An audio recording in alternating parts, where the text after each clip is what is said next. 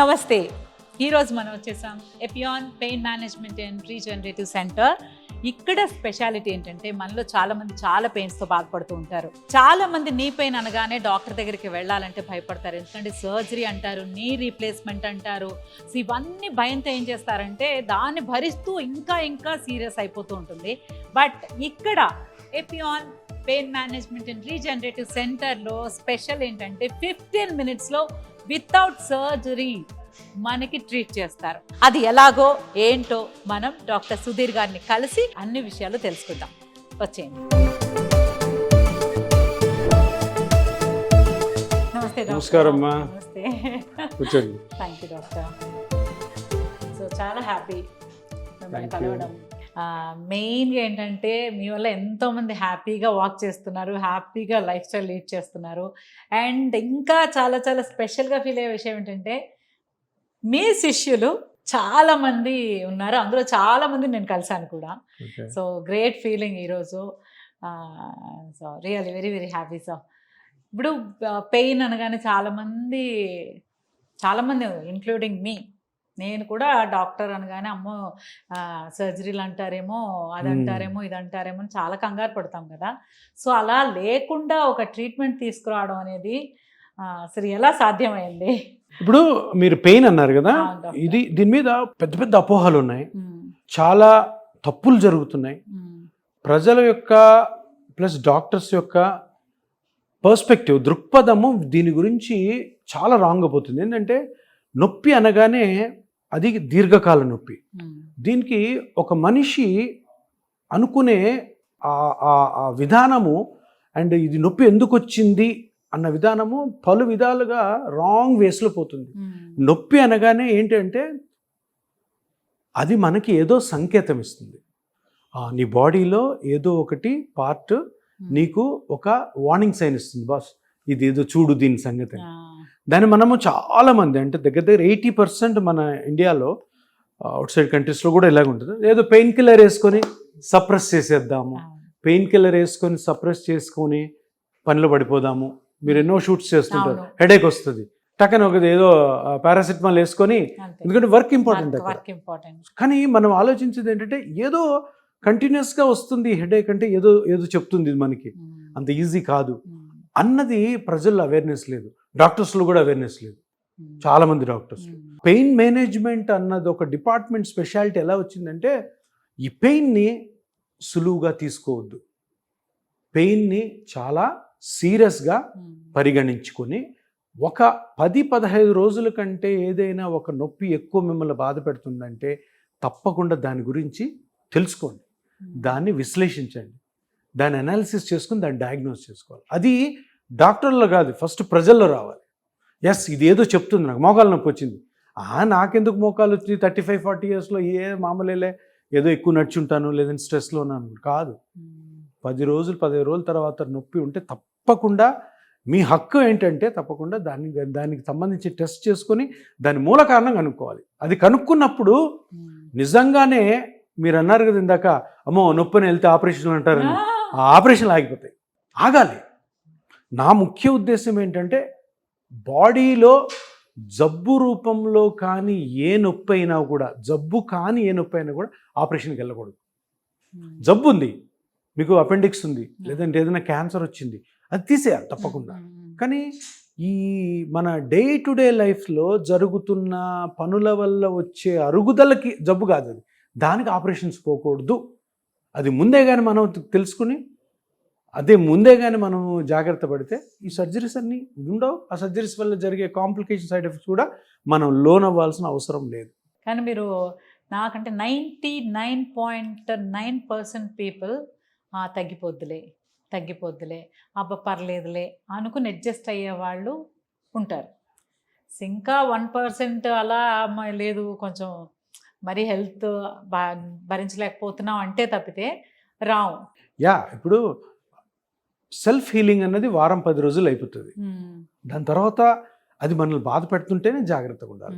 So కొన్నిసార్లు ఏముందంటే మనం అనుకుంటాము, ఏదో వెళ్తాము, చూస్తాము, డాక్టర్ని చూస్తాము, ఏదో చేస్తారు, ఏదో మందులు పడతారు, చేస్తాము, అలా మీరు అడిగిన క్వశ్చన్ ఏంటంటే ఫైనల్గా ప్రాబ్లం వచ్చింది, అక్కడ కూడాను పెద్ద పెద్ద ఆపరేషన్కి వెళ్ళాల్సిన అవసరం లేదు. ఓకే. సో ఇప్పుడు మనం జనరల్గా పెయిన్ మేనేజ్మెంట్లో మాట్లాడేది అంతా కూడాను joints pains, spine pain, tendons, ligaments, muscles, ఇతరత్ర సాఫ్ట్ టిష్యూస్ ఉంటాయి కదా, వీటి నుంచి వచ్చే పెయిన్లే 80%. ఏదైనా ఒక కార్పొరేట్ హాస్పిటల్కి వెళ్ళాము అంటే 100-80 మంది పేషెంట్ వీటితోనే వెళ్తారు. పాయింట్ ఏంటంటే అక్కడ ఒక కార్పొరేట్ హాస్పిటల్లో, ఒక పెద్ద కార్పొరేట్ హాస్పిటల్లో ఒక రోజుకి 1000 మంది పేషెంట్లు లోపలికి వెళ్ళారంటే 900 మందికి జబ్బు ఉండదు. అంటే అదేంటి సార్, జబ్బు లేనివాడు హాస్పిటల్కి ఎందుకు వెళ్తున్నాడు? ఇవి జబ్బులు కాదు, నొప్పులు. 90% ఈ క్రానిక్ పెయిన్స్ వెళ్తారు. సో ఒకవేళ నేను స్టార్టింగ్ లోనే వచ్చేస్తే ఈజీగా క్యూర్ అయిపోతుంది అంటారు కదా. స్టార్టింగ్ పెయిన్ వచ్చింది, ఏ పెయిన్స్ అయినా కూడాను రూట్ కాజ్ కనుక్కోవాలి. రూట్ కాజ్ కనుక్కుంటే ట్రీట్మెంట్ చాలా ఈజీ. కానీ రూట్ కాజ్ కనుక్కొని ఆ పార్ట్ని కోసేసి తీయడం, దాన్ని కుట్లేయడం, అటువంటి పనులు చేయకూడదన్నదే ఈ ప్లాస్మా థెరపీ చెప్తుంది. ప్లాస్మా థెరపీ ఏం చెప్తుంది, మీ బాడీలో ఇప్పుడు పొలం ఉంది, పొలంలో కలుపు ఉంది, మనం కలుపుని ఏరి పీకుతాం, పొలం అంతా పీకం కదా. ఇదే కాన్సెప్ట్ నేను అందరు మా పేషెంట్లు అందరికీ సింపుల్. ఎక్కడైతే మీకు ప్రాబ్లం ఉందో అక్కడ ఈ ప్లాస్మా థెరపీతో అది కూడా తీసేది లేదు, దాన్నే రికవర్ చేయడం, దాన్నే కరెక్ట్ చేయడం. సో తీసేది లేదు, పెట్టేది లేదు. మన బ్లడ్లోని ఆ సెల్సే మనకి శ్రీరామ రక్ష. ట్రీట్మెంట్ టైం ఎంత ఉంటుంది డాక్టర్ మామూలుగా? Treatment time 10 to 15 minutes. 10 to 15 minutes. ఇప్పుడు ఒక్కొక్కరికి ఒక సిట్టింగ్, 2 సిట్టింగులు, 3. ఎప్పుడైతే వాళ్ళు సిట్టింగ్కి వస్తారో వాళ్ళని మేము ఆపరేషన్ థియేటర్లో ఆ ఇంజెక్షన్ చేసే టైం 15 నిమిషాల కంటే ఎక్కువ ఉండదు. ఒక ½ an hour అబ్జర్వేషన్ పెట్టుకొని వాళ్ళతో ఊరికే మంచిగా మాట్లాడి జాగ్రత్తలు చెప్పి పంపించేస్తాం. ఓకే. అంటే 1 hour కంటే ఎక్కువ హాస్పిటల్ ఉండాల్సిన అవసరం లే. Procedure time 10 to 15 minutes. Okay. ఒక స్పెషల్ ట్రీట్మెంట్ ఉంటేనే ఈ ప్లాస్మా థెరపీ సక్సెస్. ఇప్పుడు చాలామంది డాక్టర్లు ప్లాస్మా థెరపీ కదా మేము కూడా చేస్తాము, కొంచెం బ్లడ్ తీసుకోవడమే కదా, తీసుకొని ప్రాసెస్ చేసి ఇట్లా వేయడమే కదా గుడ్డిగా అని చేసేవాళ్ళు చాలామంది ఉన్నారు. అటువంటి వాళ్ళ దగ్గర చేసుకుంటే తప్పకుండా ఫెయిల్ అవుతుంది. ఈరోజు ఒక పేషెంట్ వచ్చారు, ఆవిడ ఎక్కడో నాగోల్లో ఒక 3 ప్లాస్మా థెరపీ ఇంజెక్షన్లు తీసుకున్నారు, ఏమీ ఉపయోగం లేదు. నేను అడిగానమ్మా, మీరు ఇప్పుడు ఇంజెక్షన్ తీసుకున్నారు ఉపయోగం? ఏమీ ఉపయోగం లేదు సార్ అని. ఏం చేశారమ్మా అంటే, ఏం చేయలేదు సార్, నొప్పి ఉందని వెళ్ళాను, మోకాల్లో నొప్పి ఉందంటే వాళ్ళు నా బ్లడ్ తీసుకొని ప్రాసెస్ చేసి ఇంజెక్షన్ వేశారు. స్కాన్ చేశారా? లేదు. స్కానింగ్ గురించి మీకు ఎక్స్ప్లెయిన్ చేశారా? లేదు. స్కానింగ్ గురించి ఎక్స్ప్లెయిన్ చేసి ఏమైనా మెజర్మెంట్స్ చేసి మీకు ఒక ప్రోటోకాల్ తయారు చేశారా? లేదు. మీరు ఇంజెక్షన్ చేస్తున్నప్పుడు వేరే మిషన్స్ ద్వారా చేశారా? లేదు. బ్లైండ్గా చేసి పంపించారు. పాపం ఆవిడ 3 ట్రీట్మెంట్లు, టైం వేస్ట్, డబ్బులు వేస్ట్, ప్లస్ సఫరింగ్. తర్వాత ఫైనల్గా ఫెయిల్ అయిపోయిందని నమ్మకం డిసప్పాయింట్మెంట్, డాక్టర్స్ మీద నమ్మకం పోతుంది. సో కానీ తర్వాత తను నా వీడియోస్ చూడడం వల్ల మళ్ళీ వచ్చి నాతో 1 hour మాట్లాడి, మరి ఇట్లా చేసుకున్నాను సార్ నేను, నాకు పని చేయలేదంటే, లేదమ్మా నువ్వు చేసుకున్న డాక్టర్ కరెక్ట్ కాదు, నువ్వు చేసిన విధానం కరెక్ట్ కాదు, ఆయనకి తెలియదు, ఆయన ఏదో నీకు మంచి చేయాలని ట్రై చేశారు కానీ పద్ధతి కాదు అది. ఎందుకంటే ఆ ఫైనల్గా తెలిసిందంటే ఆయన ఆపరేషన్ చేసే డాక్టర్, ఆపరేషన్ చేసే డాక్టర్కి ఇంజెక్షన్స్ మీద నమ్మకాలు ఉండవు. నువ్వు అడుగుతావు కాబట్టి చేస్తారు. ఇప్పుడు మీరే వెళ్ళారు, మీరు ఒక ఆపరేషన్ చేసే డాక్టర్ దగ్గరికి వెళ్ళి, సార్ నాకు మోకాలు నొప్పి ఉంది, ఈ ట్రీట్మెంట్ చాలా ఫేమస్ అయింది కదా, ఇది మీరు చేస్తారంటే, అరే మనం ఎందుకు చేయకూడదు, సింపుల్ ఇంజెక్షన్ కదా, నో అని ఎందుకు పేషెంట్ మిస్ చేసుకోవాలని చేస్తున్నారు. నేను చెప్పేది పేషెంట్స్ అందరికీ ఏంటంటే, ఎప్పుడు అటువంటి డాక్టర్స్ దగ్గరికి వెళ్ళొద్దు. ఎవరైతే దాన్ని కరెక్ట్గా విశ్లేషించి, కరెక్ట్ స్కానింగ్ చేసి, కరెక్ట్గా ఎక్స్ప్లెయిన్ చేసి, కరెక్ట్ ఫాలోఅప్ చేసి, అన్నిటికంటే ముఖ్యం ఏ డాక్టర్ అయితే నేను ఎప్పటికి కూడా నిన్ను ఆపరేషన్కి పంపించను అన్న డాక్టర్ దగ్గర చేసుకోండి. సో ఇవన్నీ చాలా ఇంపార్టెంట్. దీని పేషెంట్ ఎడ్యుకేషన్. ఈరోజు మన ఇద్దరు మాట్లాడుకున్నామంటే పేషెంట్కి తెలియాలి. సో పేషెంట్స్ ఎవరైతే బాధపడుతున్నారో వాళ్ళకి ఎలా ఈ ట్రీట్మెంట్ ఎక్కడ తీసుకోవాలి, వాళ్ళు డాక్టర్ని ఏం క్వశ్చన్స్ అడగాలి, ఆ డాక్టర్ చెప్పిన తూచా తప్పకుండా జాగ్రత్తలు పాటించాలి. అసలు ఎక్కడికి వెళ్తున్నామో, మనం ఏం చేయించుకోబోతున్నాం అనేది ఒక క్లారిటీ పేషెంట్కి ఉండాలి, అంత తెలియాలి. ఇప్పుడు నేను మీ షోల్డర్ ట్రీట్ చేస్తున్నానంటే, నాకు మీ షోల్డర్ మీద ఎంతైతే సైంటిఫిక్ అవగాహన ఉందో మీకు కూడా వచ్చేటట్టు చేసే బాధ్యత నాది. డాక్టర్గా నేను చెప్పలేదు అనుకో, ఈ ట్రీట్మెంట్ పనిచేయదు. అంత చెప్పాలి, నేను అంత చెప్పాలి, మీకు అది అర్థం అవ్వాలి. ఏదో డాక్టర్ దగ్గరికి వెళ్ళాము, డాక్టర్ దేవుడు అని చెప్పి ఒక ఇంజక్షన్ వేసి కానీ ధర్డ్ అని మ్యాజిక్ లాగా మంత్రంలా అవుతుంది. ఆ చింతకాయలు ఏమి రాలవు. చచ్చినట్టు ప్రతి పేషెంట్ కూడా వాళ్ళ పార్ట్ ఏదైతే ట్రీట్మెంట్ చేసుకున్నారో వాళ్ళు డాక్టర్గా అన్నీ తెలుసుకోవాలి. ప్రతి పేషెంట్కి కూడా అన్నీ అర్థం అవ్వాలి, అర్థమయ్యేటట్టు చెప్పాలి, అన్నీ అవగాహన చేసుకుంటూ నాకు ప్రాబ్లం ఉండదు, పేషెంట్ కూడా ఎంతో యూనో నాలెడ్జ్ వస్తుంది కాబట్టి ఈజీ అయిపోతుంది ట్రీట్మెంట్. కానీ ఇలా చెప్పే డాక్టర్స్ ఎక్కడున్నారు? అదే తప్పు, అది అంటే జరగట్లేదు. మేము కూడా యాజ్ అ పేషెంట్ ఏదో ఒక దాని ఇది వెళ్తాము, ఇంత ఇదిగో ఇది ప్రాబ్లం ఉంది, దీనివల్ల మీకు ఏమొచ్చింది, అసలు ఇలా ఏం జరిగింది, ఎందుకు వచ్చిందో మీకు ఏమైనా ఐడియా ఉందా, సో దీనివల్ల మీరు ఎలా సఫర్, ఇంత డీటెయిలింగ్గా ఎవరు అడిగారు. ఓకే ఏంటి ప్రాబ్లము, ఓకే సో ఈ టెస్ట్ అవుతుంది, తర్వాత ఓకే ఇది వేసుకోండి, లేదా ఫైనల్గా మీరు చెప్పినట్టు ఒక సర్జరీ, మైనర్ సర్జరీ అనో అదనో ఇదనో, అలా తప్పితే ముందు వాళ్ళని ఎడ్యుకేట్ చేసే డాక్టర్స్ చాలా తక్కువ ఉన్నారు. ఇంకోటి సోషల్ ఇష్యూస్ ఎక్కువ ఉంటాయి. ఇప్పుడు మీరు నాకు నడువు నొప్పి వచ్చింది పని చేయవచ్చు, మీ అత్తగారు ఏమన్నా అనొచ్చు, అంతే కదా, ఎప్పుడు చూస్తే ఏదో ఒక నొప్పి. ఈమెమో బయట ఉంటుంది, ఇంట్లో పని చేయదు, ఇంట్లో పని చేయాల్సి వచ్చినప్పుడు నడువు నొప్పి అంటది. సో సరే అని ఆ నడువు నొప్పితోనే పని చేస్తారు. ఇంతకు ముందు మీరు ఒక పేషెంట్ చూసి ఉంటారు, కర్ర పట్టుకుని వచ్చింది, ఆమె 60 years, 61 ఉంది, ఇట్లా నడుస్తుంది. ఎవరున్నారమ్మా మీ ఇంట్లో అంటే, మా ఆయన నేను సార్, పిల్లలు ఎక్కడున్నారంటే వాళ్ళు ఏదో గోదావరి కన్నులో ఉన్నారు, మాదేమో మంతని ఊరు అనిన తర్వాత ఎవరు పని చేస్తారంటే అన్నీ నేనే చేస్తాను. ఎందుకమ్మా చేస్తాను అంటే, ఇంకెవరున్నారు, ఎవరు చేస్తారంటే, సరే బాగానే ఉంది, నువ్వు ఇట్లా అనుకుంటూ చేస్తున్నావు, నువ్వు మంచం మీద పడిపోవడానికి ఒక నెల 2.5 ఉంది, దాని తర్వాత ఎవరు చేస్తారమ్మా, దాని తర్వాత వాళ్ళు ఇష్టం అన్నాడు. తప్పది.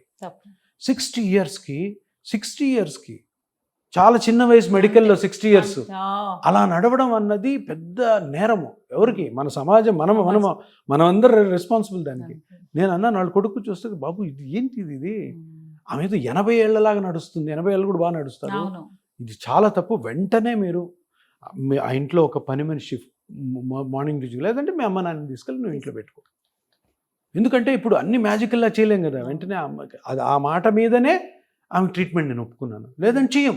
ఇప్పుడు చూడు, పేషెంట్ మన దగ్గరకు వచ్చారు, చేసేద్దాం ట్రీట్మెంట్ అన్న తర్వాత ఏమవుద్ది, చేశాడు, పని చేసుకోమన్నాడు, నేను పని చేస్తాను.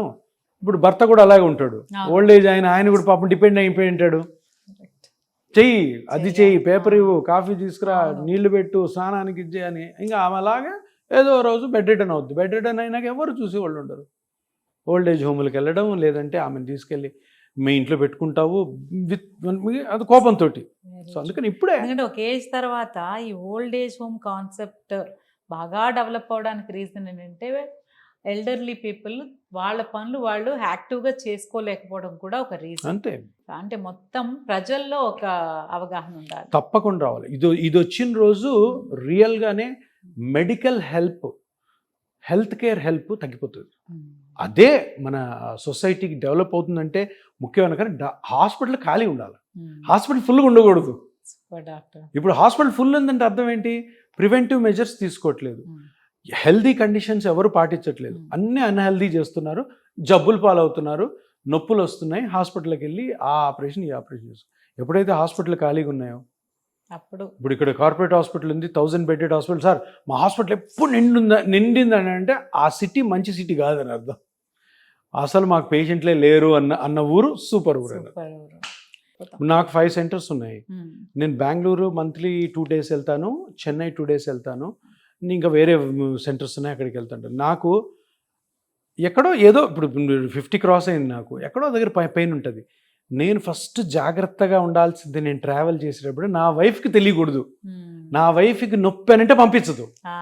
అక్కడేం పేషెంట్స్ వెయిట్ చేస్తుంటారు, మనకి ఏదో షోల్డర్ పెయిన్, బ్యాక్ పెయిన్ ఏవో ఉంటాయి కదా చిన్నవి, అవి నొప్పి ఉన్నా కూడా లేనట్టు యాక్షన్ చేస్తాం అనమాట. లేదు నొప్పి ఉంది అని తనకు తెలిసి నాకు రేపొద్దున ట్రావెల్ ఉందంటే పంపించదు. సో అందుకని నేను ఫస్ట్ దాచాల్సింది నా వైఫ్ దగ్గర. అలాగే మీరు కూడా షూట్లో ఉన్నప్పుడు డైరెక్టర్ తెలిసింది అనుకో, అమ్మ లేదులేమ్మా రెస్ట్ తీసుకో రేపు రా అంటారు. ఉండవు, చేయాల్సిందే.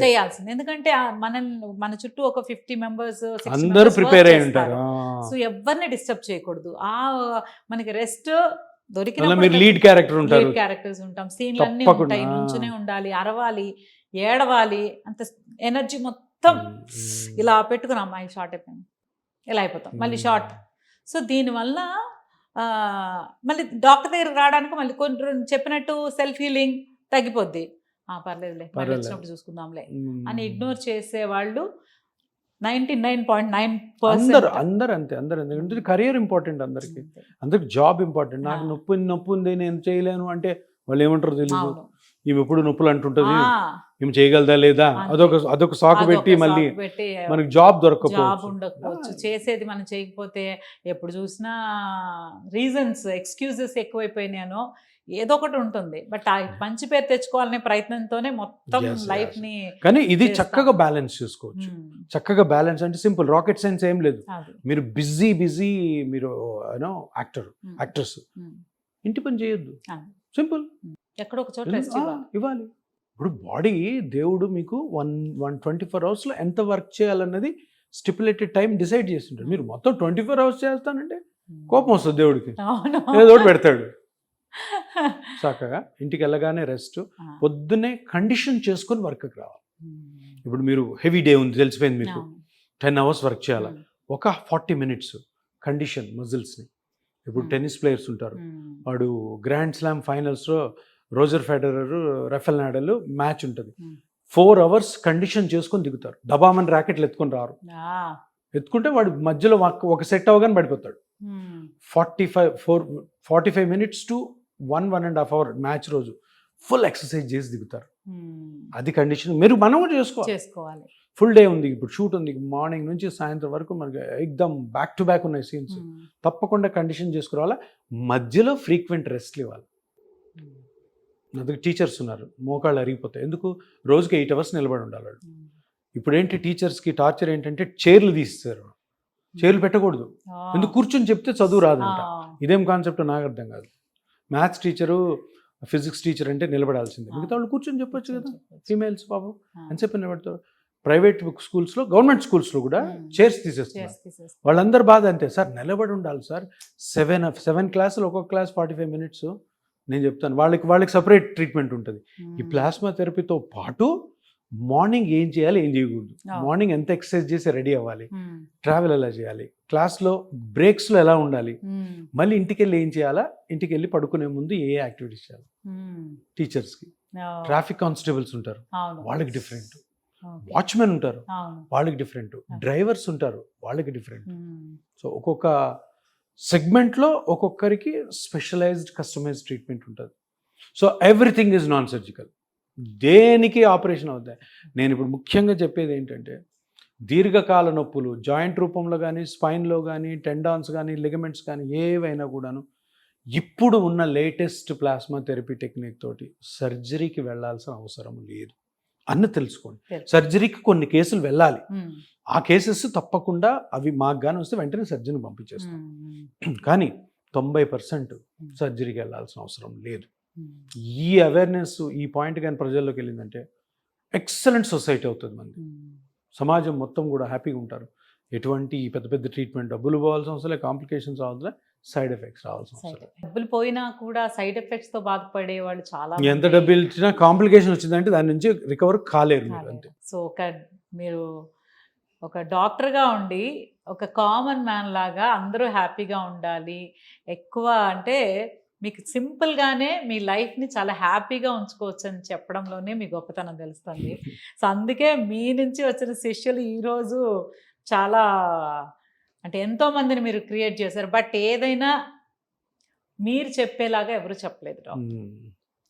మీరు ఓకే ప్రాబ్లం రాగానే దీనికి సొల్యూషన్ ఇదే కాదు, ఇలా మీ లైఫ్ స్టైల్ చేంజెస్ ద్వారా ఎలాంటి పెయిన్ లేకుండా పెయిన్ తగ్గించుకునే ఒక ట్రీట్మెంట్. మా స్టూడెంట్స్ అందరికి కూడా, డాక్టర్స్ ఇప్పుడు ఎవరైతే ప్రాక్టీస్ చేస్తున్నా వాళ్ళందరూ ఒకటే చెప్తారు, నువ్వు ప్రాక్టీస్లో సక్సెస్ అవ్వాలంటే నువ్వు ఒకటి నేర్చుకో, ఏంటి తెలుసా, మాట్లాడడం ఇష్టపడు. Correct doctor. చాలా డాక్టర్లు మాట్లాడు చూడండి, రాసి పంపించేస్తారు. ఇష్టపడాలా. Communication is a big boon. మాట్లాడతాను నువ్వు ఎందుకు మాట్లాడుతుంటావు పేషెంట్ తోటి. పేషెంట్ కూర్చొని మాట్లాడుతుంటే 100 points మనకు అర్థం అవుతాయి. ఓహో ఎందుకు వస్తుందా, నువ్వు అసలు మాట్లాడలేదు, ఏమా తలనొప్పి 10 రోజుల నుంచి 10 రోజులు, సరే ఈ టెస్ట్ రాసుకో, ఏం తెలుసు 10 days నుంచి నొప్పి ఉందన్న విషయం తప్ప ఏమీ తెలియదు. కాసేపు మాట్లాడామనుకో, ఏ ఊరమ్మా మీది, ఎక్కడి నుంచి వచ్చారు, ఇంట్లో ఎవరు ఉంటారు, మీరు ఏం పని చేస్తుంటారు, అసలు ఎప్పుడు స్టార్ట్ అయింది, ఏమైనా దెబ్బ తగిలిందా లేదా, అంటే వాళ్ళు కూడాను సడన్గా డాక్టర్ దగ్గరకు వచ్చిన భయంతో ఉంటారు. డాక్టర్ ఇంజెక్షన్ వేస్తాడు, ఏం చేస్తాడని భయం మీద వాళ్ళని కొంచెంసేపు సెటిల్ చేయించాలి, కూర్చోబెట్టాలి, కాసేపు మాట్లాడాలి, చేయి పట్టుకొని ఏమైందమ్మా, ఏం చెప్పండి, ఏ ఊరు మీది, కొంచెం పర్సనల్ ఇష్యూస్ మాట్లాడామనుకో ఇంకా కనెక్ట్ అవుతారు. పిల్లలు ఎంతమంది, అట్లా ఇప్పుడు ఆ ఊర్లో నేను ఏదో పని చేస్తున్నాను అనుకో, ఆ ఊరిని కనెక్ట్ చేసుకుంటా, అరే నేను కూడా పని చేశాను అక్కడ, నేను ఒకసారి వచ్చాను అక్కడ, అలా అన్నప్పుడు భయం పోతుంది. భయం పోయినప్పుడు ఆమెకి ఏవైతే పాతవి ఈ పెయిన్కి తగిన సంబంధించినటువంటి ఇన్సిడెంట్స్ మొత్తం గుర్తొస్తాయి. ఒక్కొక్క patient minimum half an hour మాట్లాడకపోతే కరెక్ట్ డయాగ్నోస్ అప్పటికి కూడా రాకపోతే, నువ్వు అసలు వినకపోతే రాదు. అందరు డాక్టర్లు కూడా ఇప్పుడు చేసేది ఎప్పుడు ఇన్వెస్టిగేషన్స్ మీద డిపెండ్ అవుతారు. చాలా తప్పు. ఇన్వెస్టిగేషన్ అన్నది ఒక ఎక్స్రే కానీ, ఒక ఎంఆర్ఐ కానీ, ఒక సిటీ స్కాన్ కానీ మీ నాలెడ్జ్ని, మీ ఎక్స్పీరియన్స్కి ఒక సహాయం మటుకే. అది దాన్ని చూసి డిసైడ్ చేసామా రాంగ్ ట్రీట్మెంట్ పోతుంది. రాంగ్గా స్పైన్ మీద సర్జరీలు, రాంగ్గా మోకాళ్ళ మీద సర్జరీలు, రాంగ్గా బ్రెయిన్ సర్జరీలు జరిగేది కూడాను ఆ ఇన్వెస్టిగేషన్స్ చూసి చేయడం వల్ల. అందుకని నేను చాలా ఇంటర్వ్యూలో చెప్తాను, అమెరికా కంటే ఇండియాలో హెల్త్ కేర్ సిస్టము 100 రెట్లు నయం. ఎందుకంటే అమెరికాలో ప్రోటోకాల్స్ ఉంటాయి. అమెరికాలో ప్రోటోకాల్స్ మొత్తం కూడాను వాళ్ళ ఇన్వెస్టిగేషన్స్ మీద డిపెండ్ అయి ఉంటాయి.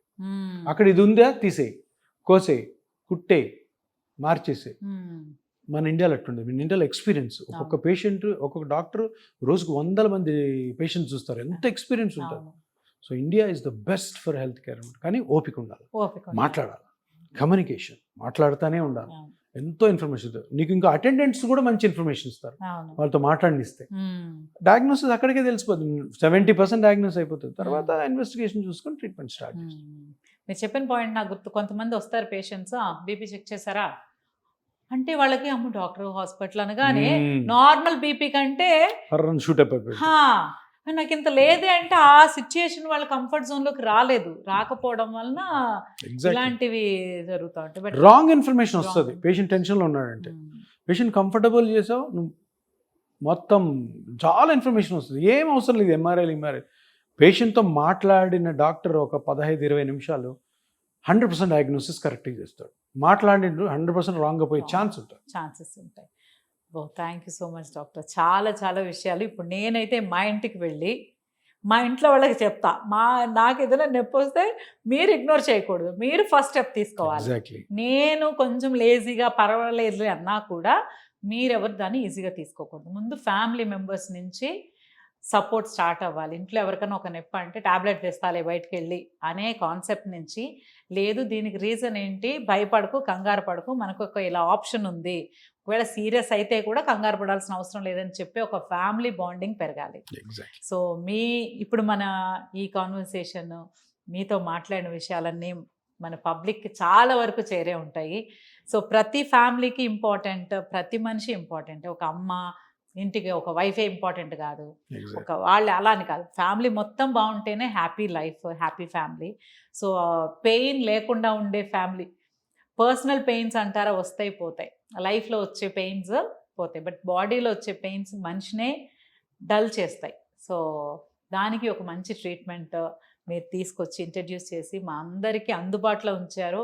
So thank you so much doctor. ఈ ఒక అద్భుతమైన ట్రీట్మెంట్ని కంగారు పడకుండా, టెన్షన్ లేకుండా, హ్యాపీగా జస్ట్ ఒక కాఫీ షాప్కి వెళ్ళి కాఫీ తాగినంత సేపు కూడా మీరు చెప్పట్లేదు, ట్రీట్మెంట్ జస్ట్ 15 minutes అంటున్నారు. దీనికి అంటే ఉన్న 24 hours మన కోసం ఒక 15 minutes తీసుకుంటే హ్యాపీగా 100 years హ్యాపీ రన్నింగ్ రేస్లు ఆడుకుంటూ లైఫ్ లీడ్ చేయొచ్చు అనే ఒక నమ్మకాన్ని, ధైర్యాన్ని ఇచ్చారు. Thank you so much. నమస్కారం. Thank you.